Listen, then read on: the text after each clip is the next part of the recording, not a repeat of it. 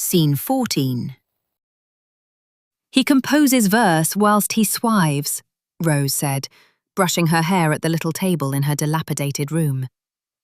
Yestertide he called my nipples. She paused to look at Kit and raised a hand dramatically. Pert as damask buds, sweet as honeyed lavender.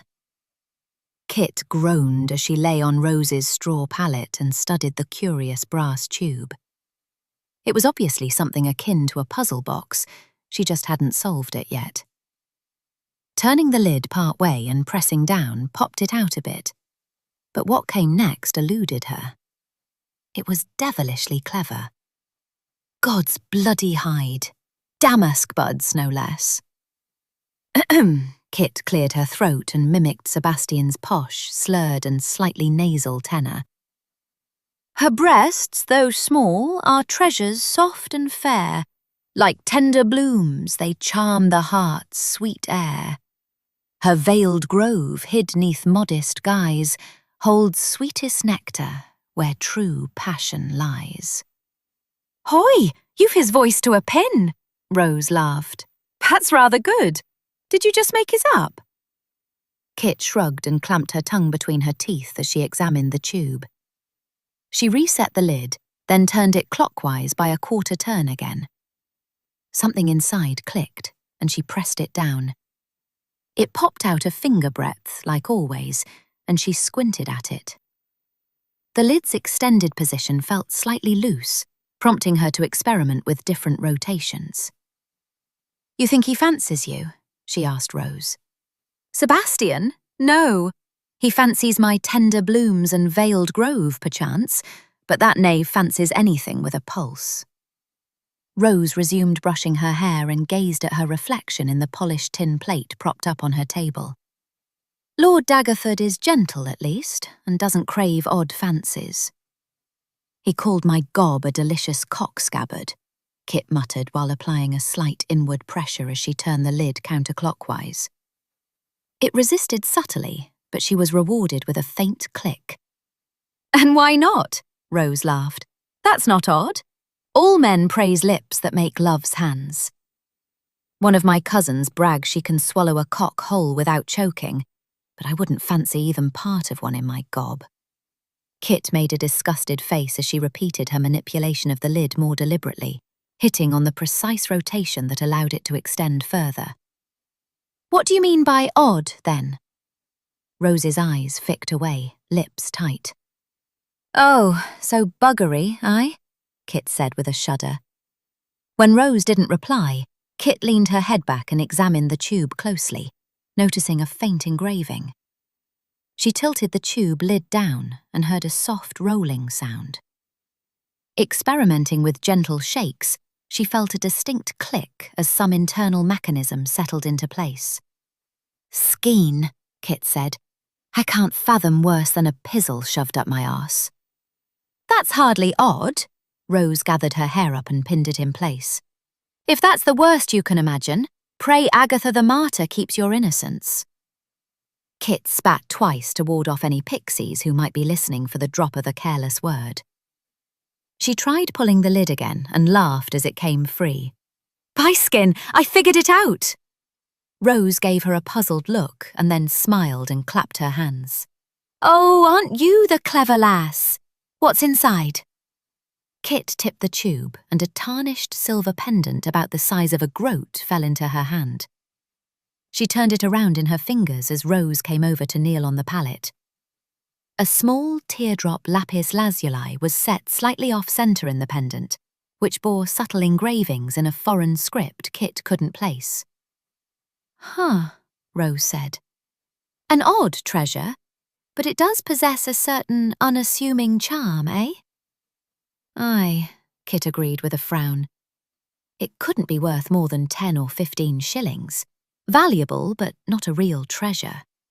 Certainly nothing worth hiding in a clever puzzle tube in a secret compartment of an elaborate locked coffer. Where did you find it again? Rose asked. I never said, Kit replied with a sly grin, handing it to her. Rose studied it closely.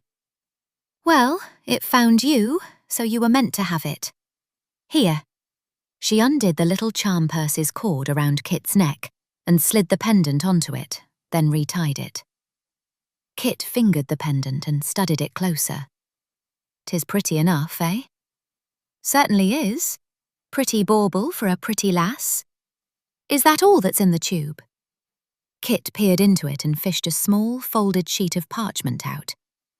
It was covered in small, crabbed handwriting in an ink that looked like dark, dried blood. She shrugged at the meaningless text. "Let me see," Rose said. "Sebastian's been teaching me letters. Sometimes I trade lessons for a poke." She looked up at Kit quickly. "But don't let old Rue hear. The poxed crone 'ud flay me bloody with her damned strap." "Won't breathe a word of it, by the skin of the flayed god," Kit swore, and spat twice again.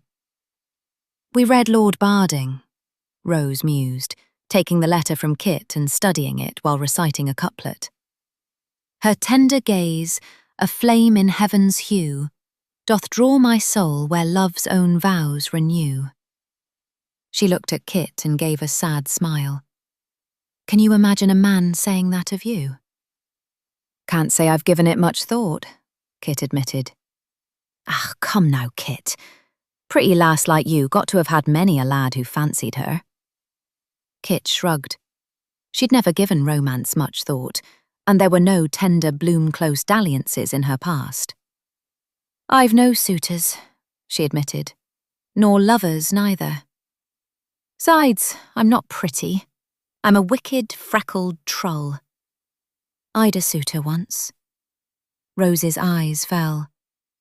"Said he'd buy me out and take me away." "What happened?" "Can't reckon," Rose shrugged. "He just stopped coming one bloomtide. Left me swelled with a babe, though. Till old Rue took me to the hag with the tonics and hexes anyway. Bled for 3 moons that time." Kit's breath hitched. "That time?" "Don't look shocked," Rose laughed, but it had a bitter edge and sounded forced. "Or don't you know what happens when a man ploughs a field?" I know. I'm sorry, truly." "'Tis as the flayed god and his blessed martyrs decree. We're but fools dancing sadly to their tune." Rose scowled as she held up the letter. "'Tis all jumbled nonsense words, and some of these marks aren't even real letters." Her eyes grew wide. "Oh, I bet 'tis a cipher. You should give it to Vincent. He loves ciphers." "Vincent is a dour, pompous arse," Kit said, taking the letter back from Rose. "Aye, but give him a puzzle like that and he'll warm to you. Or give it to Grace. She's clever. Vincent's teaching her alchemy and arcane lore or some such. I can't ken much of what they discuss." Standing, Rose drew her dressing gown over her head, then hung it on a peg. Kit averted her eyes, but couldn't help noticing the bruises and welts on Rose's flesh. They marred her thighs and buttocks and ran up her back and sides. Kit inhaled sharply. "Who did that to you?" Rose glanced down at the marks and blushed. "'Tis nothing. Men like to hurt me because I'm small. I think it makes them feel grand." "Nothing my arse!" Kit sat up. "You've been flogged, Rose." "Aye, well, it weren't all cullies. Old Rue isn't stingy with her strap." Rose drew her shift over her head and then slipped into her worn leather stay. "Lace me up." She turned around and Kit jumped up from the pallet, pulling down the breeches that were riding up her crotch. Rose had found clothes that fit somewhat decently while still masking Kit's late-blooming signs of womanhood. She crossed the small room to cinch Rose's stay. "Tighter, Kit. I'm not made of glass." After Kit was done, Rose fetched her favourite yellow kirtle, and Kit helped her snug herself into it. Then Rose grabbed some rags and stuffed them in her stay to fill out her shape and lift her cleavage. She stepped back, smoothing her skirt.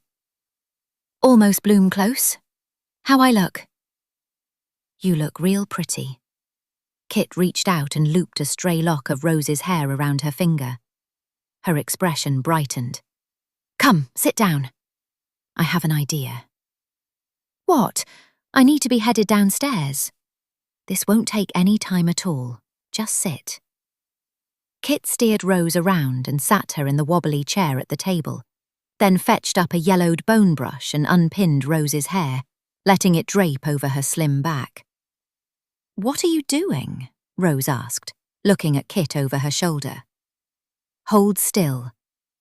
Kit parted Rose's hair down the middle with a quick, practiced tug. She combed through the strands and then gathered a section at Rose's crown, splitting it into 3 even parts. Her fingers faltered for a moment. "I killed a man last bloom close." She didn't know why she'd just confessed it, here and now, but it needed to come out, and so there it was, laid bare, for Rose to accept or reject. Rose's breath hitched and she made to turn, but Kit held her face forward. "What happened?" Rose asked, fingers plucking at the fabric of her kirtle skirt. "We were recovering property from a merchant's house. A watchman caught me, that's how I came to be shot, and I stabbed him to get away." Her fingers moved deftly as she spoke, weaving the strands over and under, pulling tight enough to hold, but not to hurt. "Samantha the martyr, have mercy," Rose breathed. "But how do you know you killed him?" Kit paused. "I nicked him good. You saw how much of his blood was on me." She hesitated, and then decided to go on, Hocht's warnings be damned. "So, I'm a murderer twice over."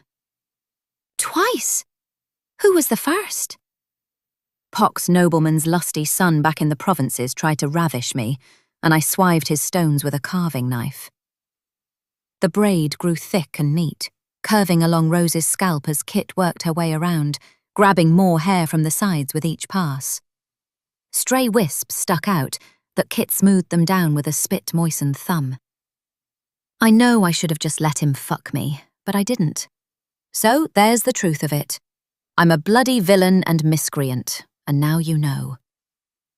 When the braid met itself at the back, she twisted the ends into a small knot, tucking it under the plait. "Why are you telling me?" Rose asked. "Don't know." Kit sniffed. "Had to tell someone." She reached for a faded blue satin ribbon on the table, threading it through the braid's loops with a needle, doubling back to secure it. The shiny fabric gleamed faintly, catching the glow feather's amber light. Rose reached back a delicate hand to grip Kit's. "How do you feel?" "In truth, I care not a whit for the man who tried to defile me, but I fret badly for the kin I abandoned. The watchman, I don't know how I feel. Maybe 'tis too soon." Kit stepped back, eyeing her work, then grabbed a handful of lupins from a chipped jug nearby. Their purple petals drooped slightly, but she pinched off the freshest blooms, sliding their stems into the braid's edge near Rose's temple. "Done," she said, nudging Rose toward the polished tin plate. Rose tilted her head, touching the braid lightly, her lips parting in a small, surprised smile. "Skeen, I look like a real lady, Kit." Rose stood and embraced her tightly. Her body felt so slight under Kit's hands, like she had the bones of a bird. Kit worried if she sneezed, Rose might blow away into a scattering of leaves. Her hands lingered on the curve at the small of Rose's back and between her sharp shoulder blades, savouring the gentle warmth of a caring person pressed against her. After a time, Rose stepped out of the embrace and held Kit by the shoulders, cocking her head as she looked into her eyes. "Will you still be my friend, even though I'm a murderer twice over?" Kit whispered. "And a godless thief." "Don't forget wicked freckled trull," Rose said.